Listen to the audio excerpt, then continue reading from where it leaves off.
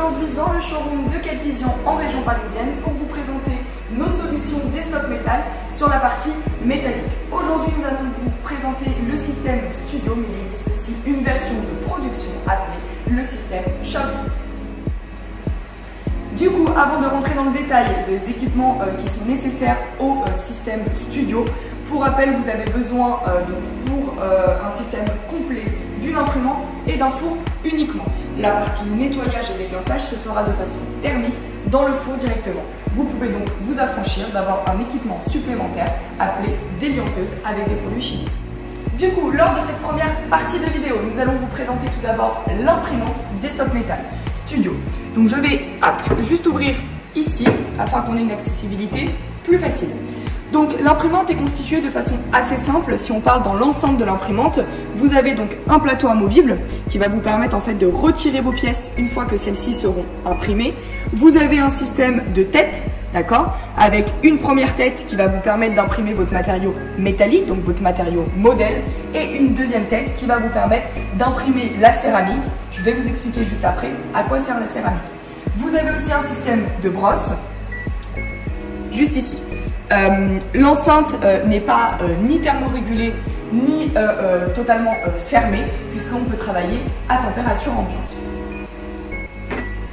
Si on va un petit peu plus loin dans la présentation de cette imprimante, si j'ouvre cette partie-là de l'imprimante, vous avez, et on le voit ici, nous on est chargé en acier inoxydable 316L, vous avez deux carters contenant en fait des bâtonnets dans lesquels sont emprisonnés directement les particules métalliques, donc vous n'êtes jamais en contact avec des poudres.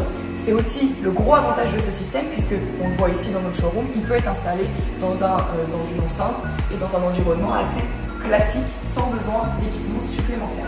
Donc je reprends le 316L qu'on voit juste ici, et ici c'est les cartouches qui contiennent également les bâtonnets, mais cette fois-ci de céramique.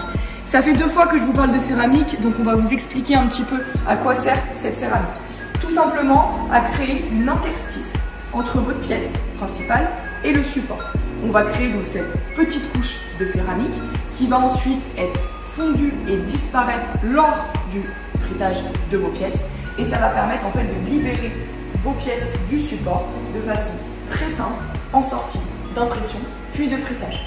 Vous avez encore une fois pas besoin d'équipement supplémentaire type découpe jet d'eau ou découpe laser pour récupérer vos pièces.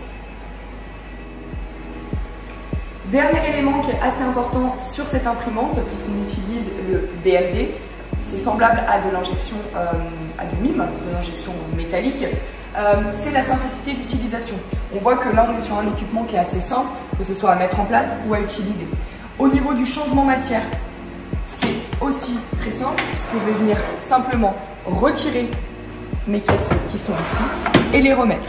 Ici, du coup, à chaque fois que vous lancez une impression et qu'il y a la nécessité d'avoir de la matière supplémentaire, le bâtonnet, qui encore une fois emprisonne les poudres métalliques, va descendre directement ici, puis va être extrudé via les têtes d'impression.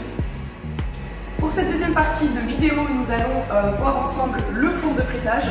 Donc le four de fritage permet, je l'ai dit tout à l'heure, de nettoyer thermiquement vos pièces, puis de les friter. Quand on parle de fritage métallique, c'est simplement pour lier les particules métalliques entre elles, puisque une fois qu'on a imprimé nos pièces, on obtient des pièces dites vertes et très fragiles, qui ont environ 20% de plus de taille que votre fichier natif. Tout est automatiquement calculé par le logiciel Fabricate, qui est vendu et qui pilote les deux équipements juste ici. Donc première étape, on va délianter thermiquement. Deuxième étape, on va monter un petit peu plus haut en température, on peut monter jusqu'à 1400 degrés, pour venir friter nos pièces et lier ces fameuses particules métalliques.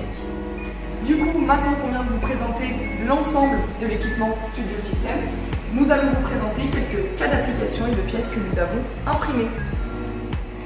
Du coup, en termes de topologie de pièces que vous pouvez imprimer, on est plutôt sur des pièces de petite à moyenne taille. Les tailles maximales qu'on va pouvoir imprimer et friter sont celles-ci. D'accord ?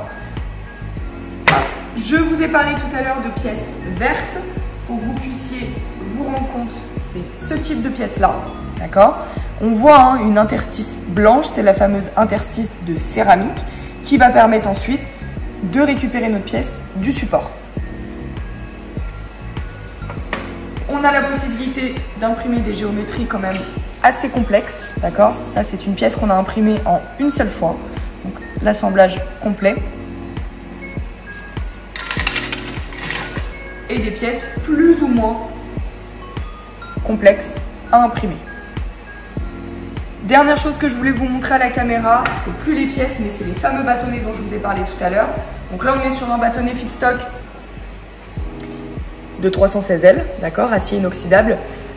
Et donc, on le voit ici, on est en contact avec absolument aucune poudre métallique.